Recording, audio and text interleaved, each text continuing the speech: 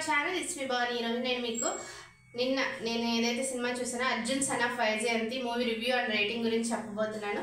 So ఈ వీడియోని skip చేయకుండా చివరి వరకు చూడండి. అర్జున్ సన్ ఆఫ్ వైజయంతి ఈ మూవీలో స్పెషల్ ఏంటంటే మనకి విజయశాంతి గారు మళ్ళీ కంబ్యాక్ ఇవ్వడం జరిగింది. ఒక మంచి యాక్షన్ కంబ్యాక్ అని చెప్పొచ్చు. సో ఈ మూవీ ఎలా ఉంది, ఎలా ఈ మూవీని తీశారు, అలాగే దీని యొక్క క్యాస్ట్ పర్ఫార్మెన్స్ ఎలా ఉన్నాయో ఇప్పుడు మనం తెలుసుకుందాం. ఫస్ట్ ఆఫ్ ఆల్ మనకు వచ్చేసరికి హీరో కళ్యాణ్ రామ్ గారు చాలా బాగా యాక్ట్ చేశారు. ఇందులో ఆయన పర్ఫార్మెన్స్ అయితే నిజంగా కంటనీరు పెట్టించింది చాలా సిచ్యువేషన్స్లో. అలాగే విజయశాంతి గారు యాక్షన్ సీన్స్ అయితే దుమ్ము రేపేశారండి. ఇద్దరికి యాక్షన్ సీన్స్ బాగా ఉన్నాయి. యాక్షన్ సీన్స్ ఈ సినిమాలో చాలా బాగా ఎలివేట్ చేశారు.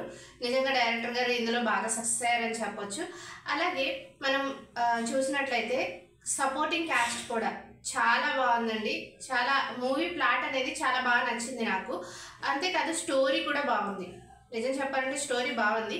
దట్టు ఇక్కడ మనం చెప్పుకోవాల్సింది ఏంటంటే ఈ స్టోరీ ఇప్పుడు రావాల్సింది కాదు, మనకి కొంచెం ముందు వచ్చి ఉంటే కనుక ఇంకా బాగా హిట్ అయ్యేదేమో. ఎందుకంటే కొంచెం ఇందులో సన్నివేశాలు కానివ్వండి, జరిగే సిచ్యువేషన్స్ చూస్తే ఎలా ఉందంటే కొంచెం ఓల్డ్ బ్యాక్డ్రాప్ లాగా అనిపించింది.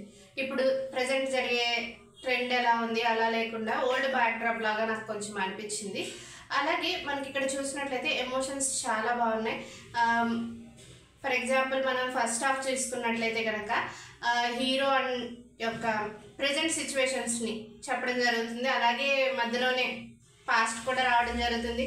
విలన్ ఎలివేషన్ కూడా బాగుంది, చాలా బాగా ఇచ్చారు విలన్ ఎలివేషన్.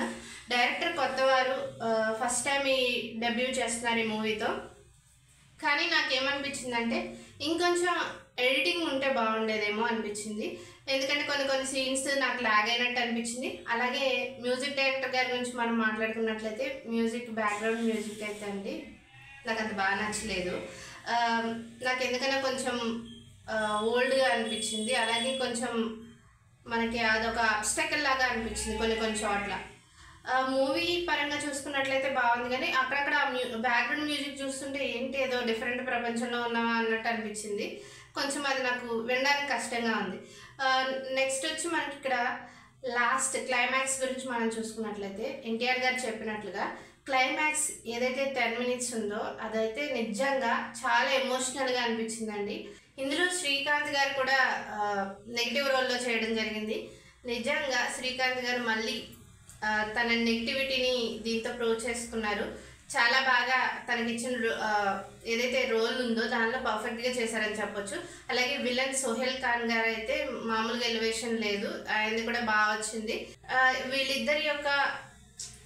వీళ్ళిద్దరూ కలిసి చేసే ఈ అరాచకాన్ని హీరో ఎలా ఆపాడు, అలాగే వాళ్ళ అమ్మతో ఎందుకు ఫైట్ చేయాల్సి వచ్చింది, పోలీస్ అవ్వాల్సిన కళ్యాణ్ రామ్ ఎలా తన జీవితాన్ని ఒక రౌడీ లాగా ఒక వైజాగ్ని శాసించే స్థాయికి ఎందుకు ఎదిగాడు, అసలు ఏం చేశాడు అనేది అసలు బాగా ఎలివేట్ చేశారు.